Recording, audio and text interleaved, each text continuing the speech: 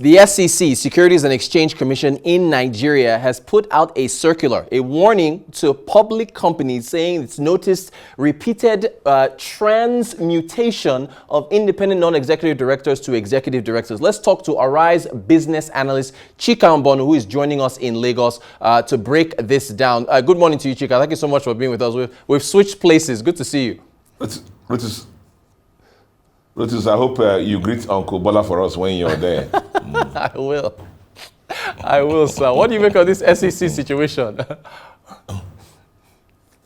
Okay, I mean, Lotus, for the pensioner in Zamfara State who is buying stocks from Nigerian exchange, or the salary earner in Imo State who's buying another stock or shares, they don't know any of these companies. They rely on what we call the corporate governance of the companies to make sure that the companies are being run properly in the interest of the shareholders of the company.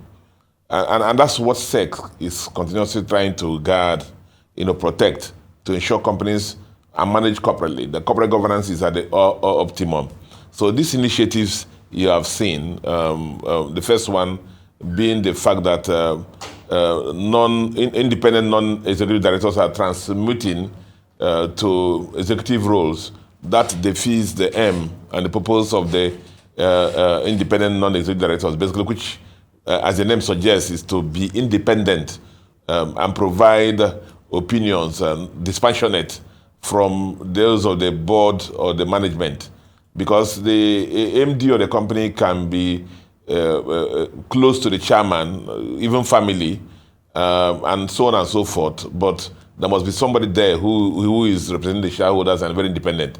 So the independent non-executive directors are being converted to MDs and EDs, and SEC says that should end because it defeats the aim of that.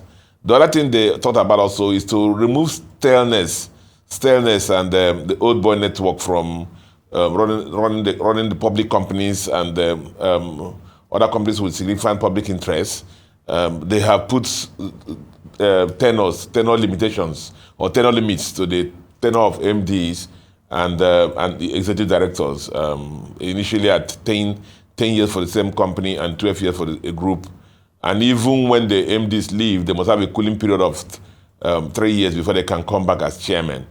Again, all this is to enhance the corporate governance of the companies. Now, I must put it out there quickly for you that all the companies involved, they have written to SEC to provide more clarity to some of these initiatives.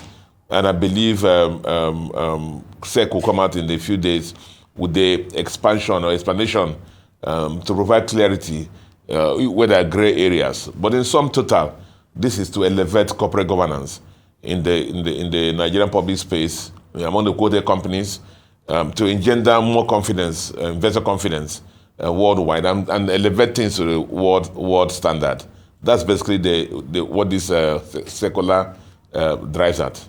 Thank you so much for that, Chika. I also want to get to another matter, which is a warning from Fitch Ratings. You've talked about this a lot, but this time they're saying they have some concerns on the amount of debts. They're saying that banks are holding, government debts that Nigerian banks are holding. They said CRR is too high, and also mentioning that the 50% loan to deposit ratio has a non-performing loan risk. Also the restriction of net long FX positions. I mean, Chika, this is your area here amongst others. What do you make of this warning from Fitch to the banks? Okay. Let me just pick them. You see, Treasury bill rates, the bond rates. I mean, okay, banks are supposed to take money from those who have surplus and give to those who have deficit. Basically, we expect that those who have deficit to be like the real sector, really, where the banks give out loans.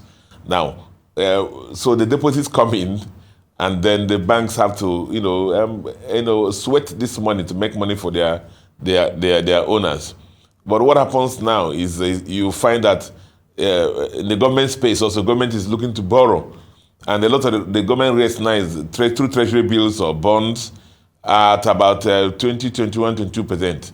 So banks a lot of risk managers are saying, why go lend to a sector, real sector that they're going to lose money when government has a hungry appetite for loans. So why not put it there? So because of this, chest for government lending, the bonds, treasury bills, and so on, that 5% of the total assets of the banking system is in this kind of loans, treasury bills and bonds, basically, which is like sovereign assets. Now, they have done the work. Usually, we are taught that the sovereign assets are usually the best risk, treasury bills. But we saw what happened in Ghana, that treasury bill will relent in Ghana. Ghana taught us risk management because treasury bills, even had a head cut. So Fitch is saying that with this concentration risk of 35% of the total assets of banks, and the 350% of the capital in sovereign assets, if there is a problem in the economy, it might affect the solidity of banks. That's that one. That's the first thing. Second thing they thought about is the CRR. We have championed that in this program. That for Nigeria now, for example, CRR basically, if you bring in deposits into the Nigerian system, 100 naira into the Nigerian system, CBN sterilizes 50 naira out of it, and the banks can only play around with 50 naira. Even after the 50 naira, you have to meet your liquidity ratio of 30% again. So now, in the banking system, about 46% of the deposits of the banking system is sterilized in CBN and CRR, and it's non-earning. So whereas banks are paying interest on 100% deposit they get, less than 50% of it is what they're using to earn money for their owners. And that's what this is saying also. And so it's affecting the profitability of banks and the liquidity of banks. The life of the bank is in liquidity. Any bank that is not liquid has a problem. So you find banks that have 46% of their money in central bank going around looking for expensive funds. Meanwhile, they have this money in central bank. That's the problem. Added to that, there is a proviso that banks must maintain a loan to deposit ratio of 50%.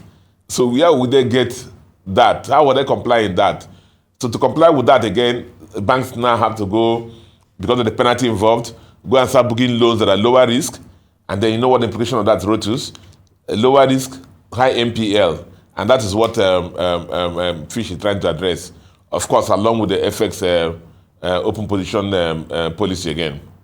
Fantastic stuff. Arise business analyst Chika Mbonu. We ran out of time. Maybe tomorrow we'll talk about the new export trading company that's been set up in Nigeria. We thank you so much for your time, Chika. We appreciate your insights as always.